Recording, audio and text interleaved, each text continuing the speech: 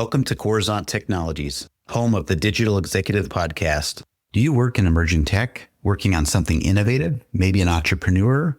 Apply to be a guest at www.coruzant.com/brand. Welcome to the Digital Executive. Today's guest is Katie Fortunato. Katie Fortunato is the co-founder and executive vice president of platform innovation and strategy at Hire Innovations, a global leader in human-centered AI talent, technologies, and services. As a next-generation leader in talent tech, Katie drives innovation across three industry-leading platforms, Recruitics, Talivity, and Jobstream, helping some of the world's largest brands modernize hiring while maintaining a human-centered approach. In 2023, she launched Talivity, the fastest-growing communities for people leaders, and established the Hire Innovations Innovation Lab, where she develops next-generation tools that connect talent with job opportunity. Her latest venture, Jobstream, launching in 2026, enables job discovery through social platforms, the shot my of career content, while helping creators earn through transparent affiliate monetization. Well, good afternoon, Katie. Welcome to the show. Thanks, Brian. Thanks for inviting me on. Absolutely, my friend. I appreciate it. And making the time, juggling calendars, time zones. I know you're in Connecticut today. I'm in Kansas City. So I just appreciate you jumping on and making this time work. And Katie, if you could here, we're going to jump right into your first question. You've built your career across media, brand experience, and now talent tech innovation. What experiences led you to co-found Hire Innovations and focus on transforming the hiring landscape? Yeah, well, I think I have a very non-typical career path. And I started out as an actress and went to college, went to performing arts school. And when I graduated, moved to LA with bright eyes and big dreams, and quickly realized, I wanted to do more than, frankly, I felt like I was a professional auditioner more than I was an actress. So quickly began working in a corporate environment in entertainment. So I felt it was very connected to what I was interested in and where, the industry I wanted to work in, and started doing special events for Viacom and things like that. And that's what started me on the brand experience journey. And that I'm making my way through brand experience marketing, working at when AOL platforms, before they merged with Verizon, they were kind of like an ad tech giant, and felt like I was coming up through the era of new tech advertising. And that's where I was introduced to planning B2B events. And that evolved into my next role at the Wall Street Journal, where, what was interesting about there is a legacy brand, and everybody pictures who a Wall Street Journal is reader in their mind, and going through this brand identity new frontier for the Wall Street Journal. And I got to work on some really cool projects, events, but also diversifying revenue and figuring out what else can we sell our core customers who are the subscribers. And so that's where I got my itch for entrepreneurship and building. And it was essentially like a startup within the larger organization. How I got to Hire Innovations, which I am also a co-founder of, for me is actually a family business. And I'm part of this second generation and new wave of leadership that's coming up through it. But our parent company has been in business for over 30 years. And so I guess my dad and my uncle, they're serial entrepreneurs, if you will. And I was called to the family business because there was an opportunity to come and build something new and keep innovating. And that's what really excited me. And what I love about the job space is we all need a job. It's the backbone of our personal finance stability. It's the backbone of our country. And there's a interesting thing happening culturally where something needs to change. The system in hiring and recruiting is broken. So I get very obsessed about those problems and just come up with new products and services and ideas to help our companies patch their hiring systems and find the people that they need. That's so awesome. Love that backstory. Really do. Not many people know this, but I started out, Mike, career very early in LA doing auditions as well, by the way. So long story, we'll get into that later, but I love the backstory. Sharing your story, you got excited about that. You said you were a professional interviewer, basically. So I get that. But you got into tech advertising, you worked at the Wall Street Journal. All this diverse experience and background led you to entrepreneurship. Obviously, was already in your family as well. So that's exciting. But you are, again, closing that gap in the market. Job space is tied to everybody's livelihood, and you want to fix this problem. And I think it's very important. So thank you so much for that. And Katie, at Higher Innovations, you're driving strategy across platforms like Recruitics, Talivity, and Jobstream. How do these platforms work together to modernize hiring while keeping it human-centered? So the problem we're solving at the core is exactly the human-centered part. And that's where organizations need talent to grow. And for a sustainable business, they have to have their talent right for the organization, meaning coming with the right skills. And otherwise, companies will not sustain if they're not evolving and adapting. And so when we look at our core customer, it's really head of talent acquisition at employers like Kimberly-Clark, DoorDash, Shake Shack. We work a lot in healthcare because there's an obvious talent shortage there. And where we sit is between the companies that have a large, high volume of hiring or like a large volume of new recruits that they need always coming through. And that essentially is like where we help them is their recruitment marketing strategy. And we have technology and services that do that and support that, like a programmatic ad tech software. And then when we started thinking about Talivity and Jobstream, it was taking the core problem, but then looking at adjacent problems. What else can we solve for organizations in their people and talent strategies?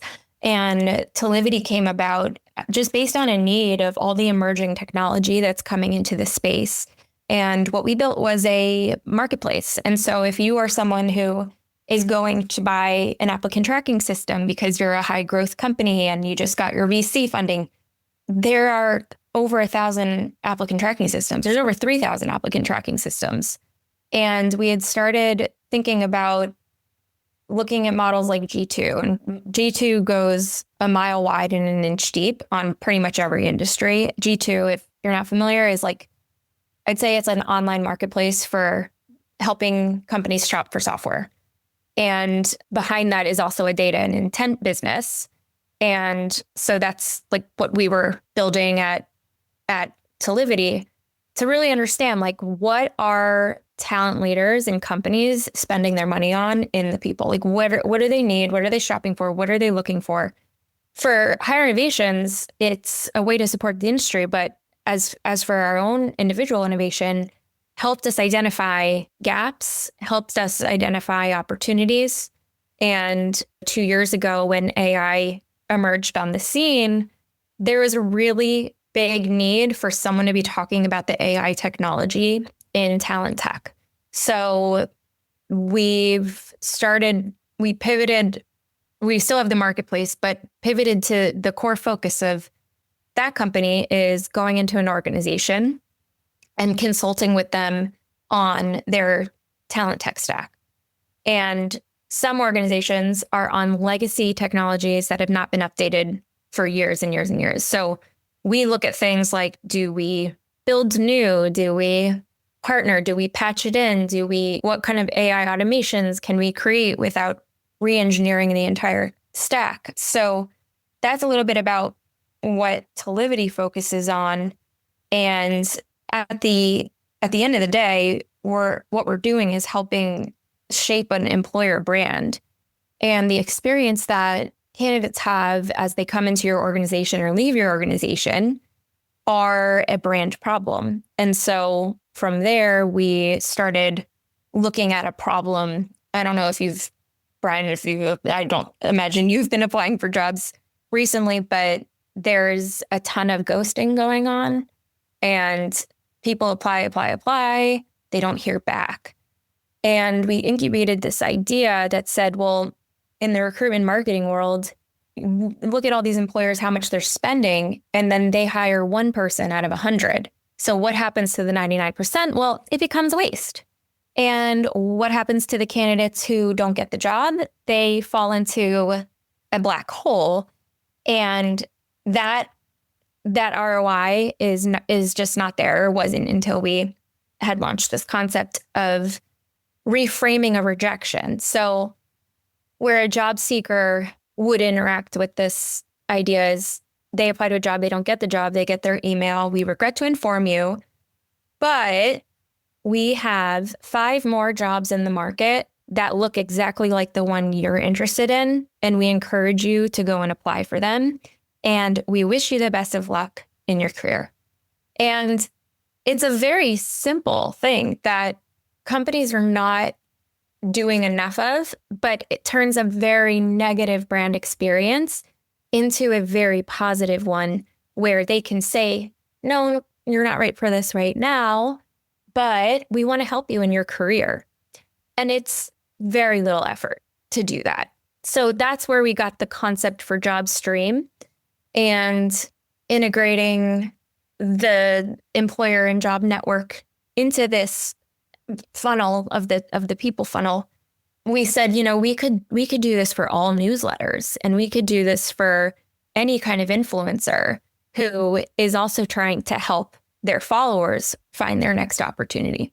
So that was the bud of Jobstream, and now Jobstream is launching. Now it's an invitation-only creator platform where creators and influencers can come and they monetize by sharing jobs with their audience. So we call ourselves an affiliate platform like a ShopMy or LTK, if you're familiar with those. And that's the market that we live in, which is hiring tech and affiliate in the creator economy space. So that's something that I'm really excited about right now. That's so awesome. And I like how you're moving.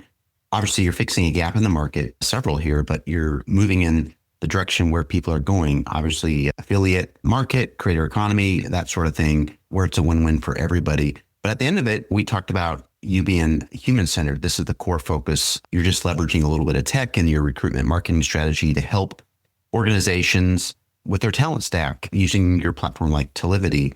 And I have no idea that there was 300 applicant tracking systems. That's crazy, but I get it. Happened.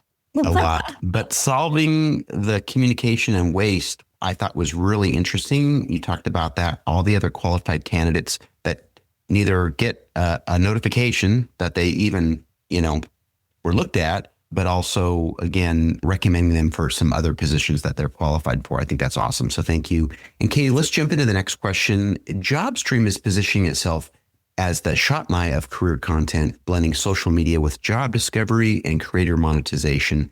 How does this model change the way candidates and employers connect? What happens right now in employers hiring and in job seekers looking for jobs is the old pathway, the pathway is changing. And about 16 years ago, when Indeed and LinkedIn were emerging, that became the destination. And those companies, well, Indeed and specifically, thrived on search engine optimization on Google. And in the same way, a company is advertising and marketing their products, the company started advertising, but optimizing for Google. And now what we've seen with LLMs and search behavior changing, we need to evolve with it. And I think what the job board scene, I think what has made them successful in the past has been being able to capture traffic of high intent job seekers. And the number of companies that they serve is just so vast and so great. And kind of anybody can post a job. So what's been happening is there's a lot of fraud. There's a lot of fake companies. There's a lot of fake job listings, which honestly is a hack for some people. They consider that as a way of building their contact list. And it's not right. And we think that there's a better way. And I think The other thing about the job boards is you get a lily pad experience, and the job boards have made it really easy to apply to everything, whether you're qualified or not. This has created an influx and inbound of a lot of spammy applicants, and AI like super compounded that because now AI bots can apply to every job, and that's what you have going on. On the employer side, the job gets harder as a recruiter because you have to now sift through, instead of 300 resumes, 3,000 resumes that you collected in 5 minutes.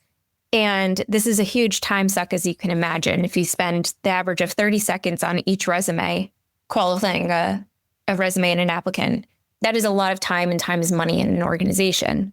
So that's where you get things like people don't reply, they don't hear back.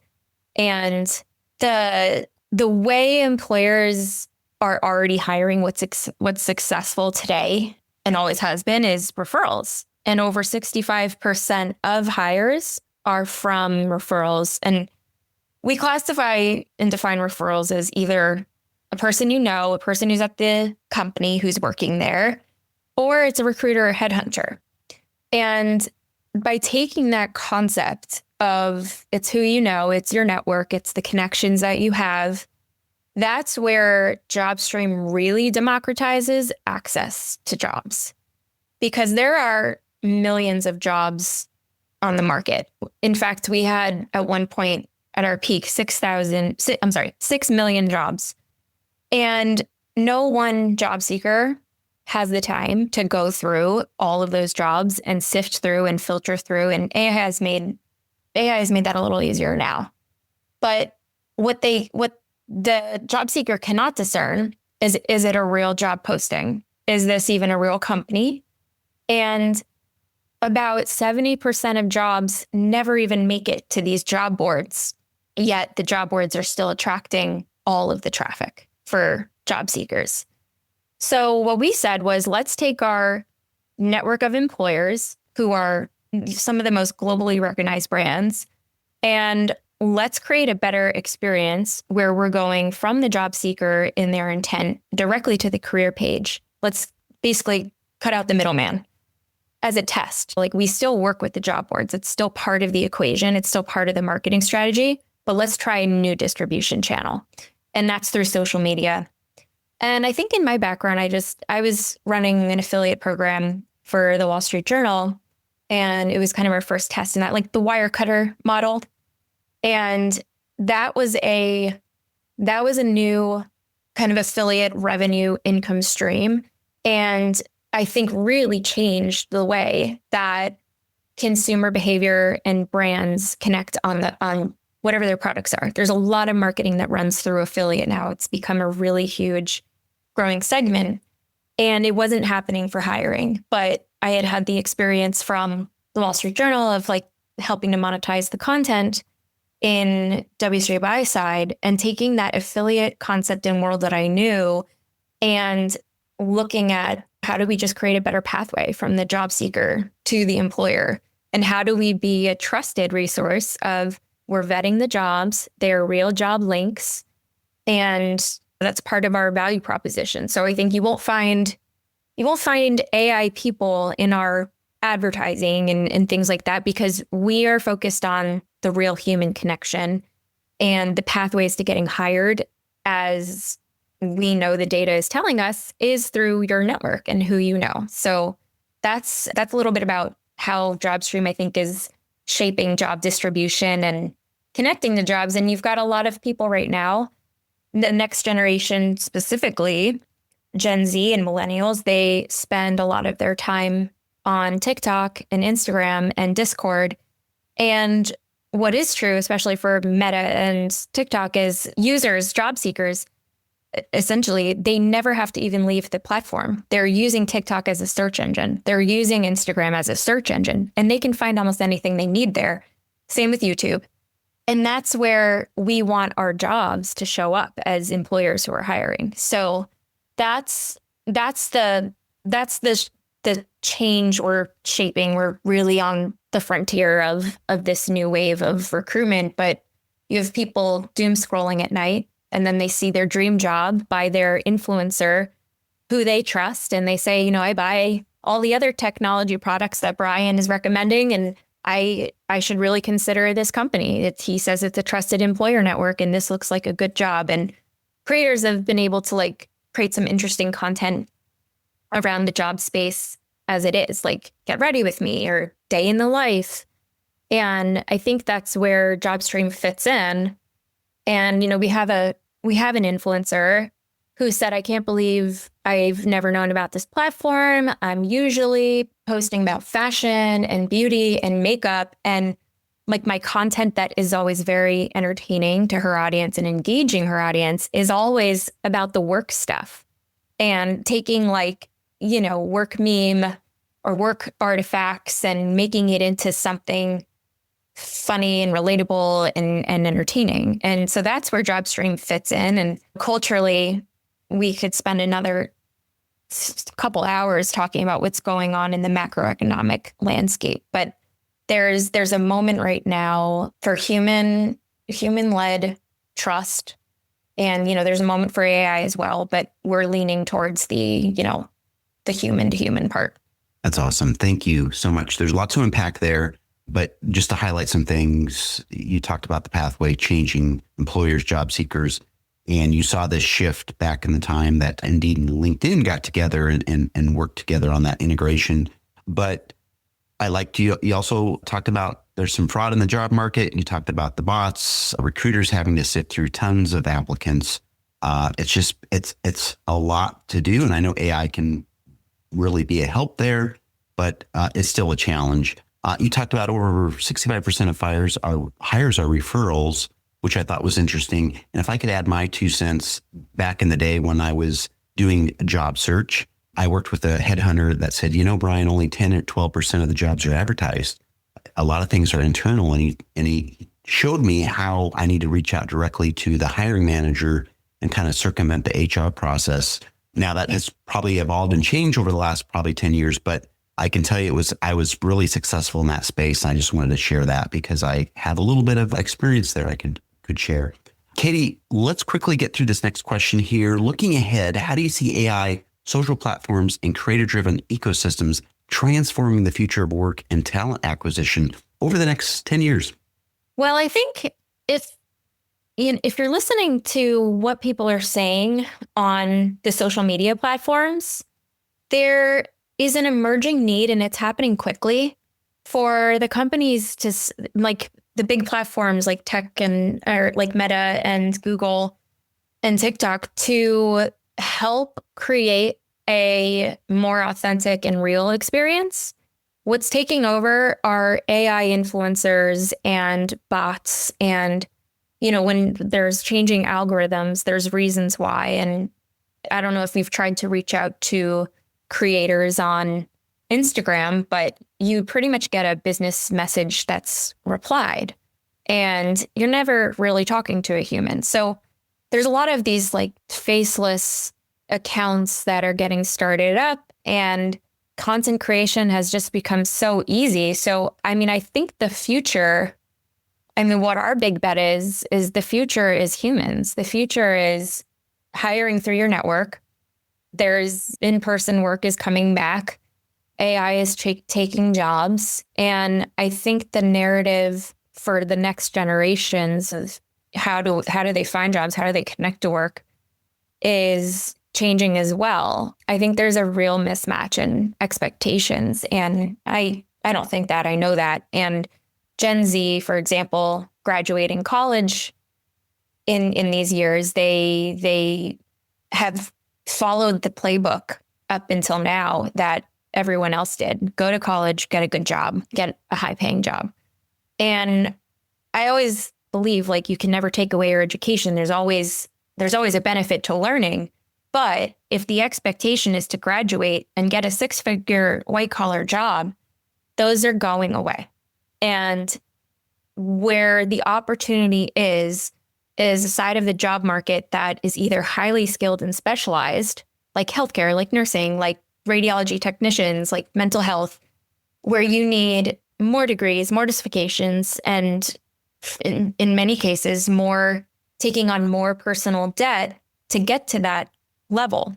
And then I think there's a real barrier between the pathway of skills development and careers right now.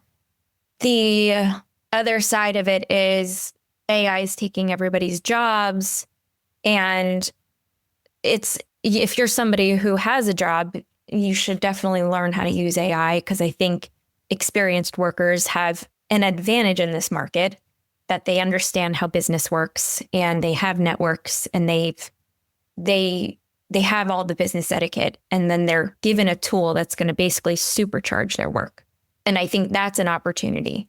And then I think where social media can be really helpful is in the recruitment marketing space of what are all the other jobs. And by that, I mean, there's, we saw last month that transportation and logistics was a high growing job segment, and it grew like 230% year over year, which is insane. And so it's up there with right now with healthcare as like, here's some steady possibilities for a career.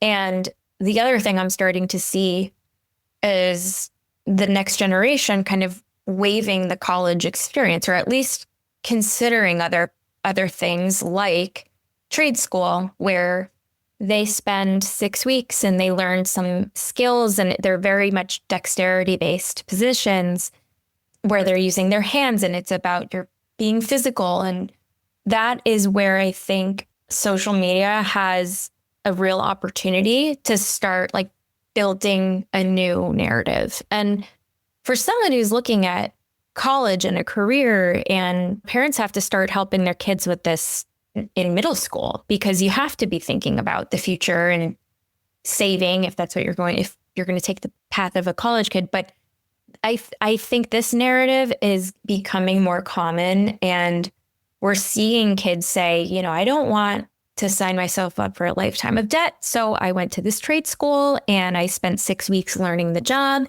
and now I make 6 figures, and they're 18 years old.